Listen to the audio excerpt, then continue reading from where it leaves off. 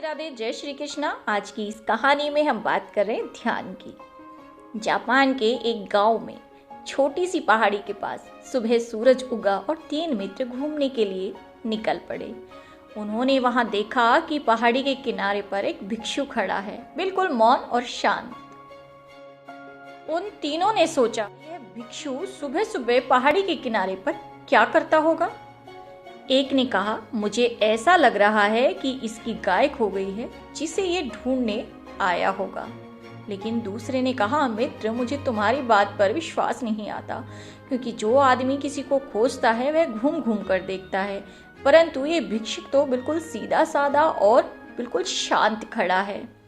मुझे नहीं लगता यह किसी को खोज रहा है। तभी उसने कहा कि मुझे लग रहा है कि यह अपने किसी मित्र की प्रतीक्षा कर रहा है। तीसरे व्यक्ति ने कहा, मुझे इस बात पर भी बिल्कुल विश्वास नहीं हो रहा, क्योंकि जो प्रतीक्षा करता है वह पीछे मुड़कर भी देखता है। वह तो पीछे मुड़कर देख ही नहीं रहा है, यह तो बिल्कुल शांत खड़ा है, चुपचाप, बिल्कुल मौन। तो मैं तो समझता हूँ कि यह किसी मित्र की प्रतीक्षा भी नहीं कर रहा, किसी खोई हुई गाय को भी नहीं देख रहा। मुझे लगता है यह परमात्मा का ध्यान कर रहा है। तीनों में विवाद हुआ और विवाद बढ़ता गया। विवाद तेज हुआ और निर्णय मुश्किल हो गया। किसी भी विवाद से निर्णय कभी भी नहीं हुआ। अंततः एक ही उपाय रह गया। उन तीनों ने पहाड़ी चढ़ी। वे उस भिक्षु के पास गए और उनमें से पहले ने पूछा कि भ्रांते, आप यहाँ क्या करते हो? क्या आपकी गाय खो गई है? आप उसको खोज रहे हैं? उस भिक्षु ने कहा, कैसी गाय? मेरा तो कुछ भी नहीं खोया।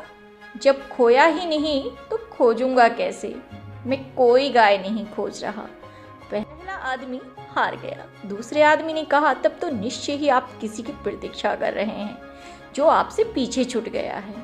आप उसकी प्रतीक्षा करते हैं ना? भिक्षु ने कहा, कैसा मित्र? जिसका कोई शत्रु नहीं उसका कोई मित्र कैसे होगा? मेरा कोई मित्र नहीं है। जब है ही नहीं तो पीछे कैसे छूटेगा? कोई पीछे नहीं छूटा है। दूसरा आदमी भी हार गया।